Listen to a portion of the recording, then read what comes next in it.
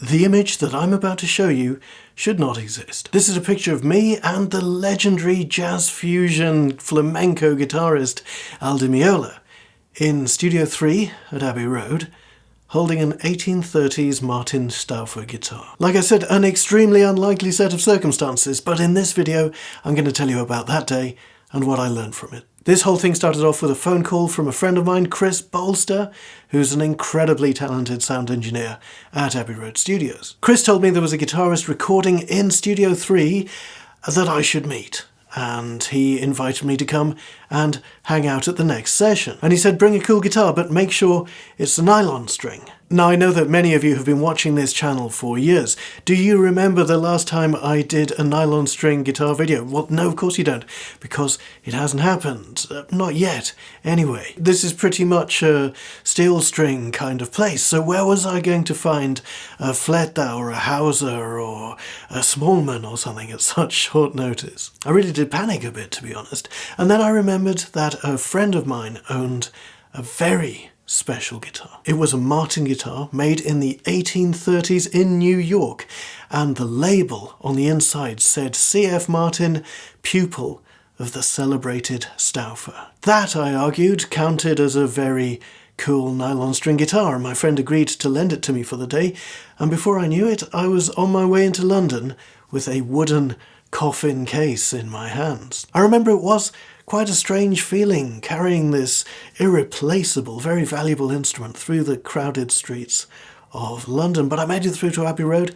safe and sound, went through reception, down the corridor to studio number 3. And at this point I still didn't know who I was there to see. So I opened the first of the double doors, knocked on the second, that opened, and I found myself face to face with Meola, which was something of a surprise, for both of us, perhaps, but he saw that I had a guitar with me and he invited me in. Meola was at Abbey Road to record an album of Beatles classics. It was going to be called All Your Life, and it would become one of the best-selling guitar albums of that year. I was at Abbey Road to, well, what exactly? Cheer him on? Be a moment of guitar-based light entertainment? I didn't know, but Al and his producer, Hernan Romero, were very welcoming. By the way, if you're not familiar with Hernan's work, you have to check him out. The guy is a sensational musician and producer.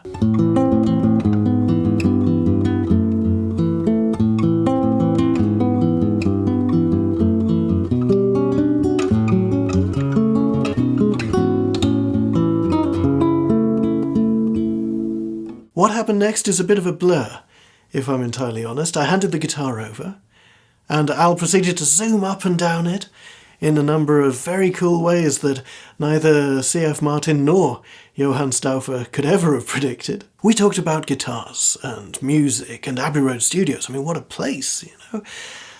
I was not expecting to spend much time there, to be honest, but I was invited to stay and sit and just be for the whole session. This is something that to this day feels absolutely surreal to me, but it did happen. Meola does have a bit of a reputation as being slightly prickly, especially in interviews, but he was nothing but warm and generous towards me. He even phoned catering to make sure I had something to eat. And then he walked into the live room of Studio 3, picked up a Conde Hermanos guitar, and he started to play. He was working on one of my favourite Beatles songs, Michelle, which has some gorgeous phrases and harmonies in it, just beautiful. And if the original recording was a colour photograph, let's say, what I was hearing coming back through the monitors was a lot more sparse, angular, almost like a sketch. I'd obviously arrived at a crucial part of the process, because this song was putting up a fight, and it was obviously a challenge, even for a musician of this stature. Meola is globally acknowledged to be one of the finest guitarists in the world, and over the course of the next few hours, I saw him work harder than anyone else I've ever seen in the studio. I saw him sweat for it. I saw him leave his ego at the door and work with intensity and focus, But it wasn't coming easy. He tried so many different ideas. He made mistakes. He got lost. He fluffed notes, but nothing shook him. He never stopped working to serve the music. It was like he already had an idea in his head of how it should be, and he was determined not to stop until he got there. And when he finished, that initial sparse angular sketch had become a beautiful impressionist painting,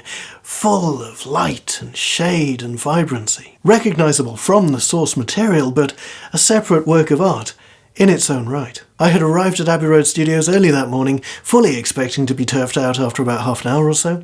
But when I left, late that night, Al and Hernan and Chris were still hard at work. So this is what I learned that day. We all have a certain amount of natural talent. Admittedly, some of us more than others, but it is hard work, focus, and resilience that makes us better musicians. Since that day, if I'm having a tough time writing, rehearsing, recording, whatever, I think back to the sight of Meola on his own in the live room at Studio 3 in Abbey Road Studios, doing the work. And it's massively inspiring. I always regretted not getting the chance to say a proper goodbye. When I left that night to get the last train home, Al was still in the live room, hard at work. However, years later, I was asked to interview him for Guitar.com about a second album of Beatles covers, and I got the chance to say thank you then. I'm not sure if you remember, but I was present at Abbey Road Studios for one of the sessions.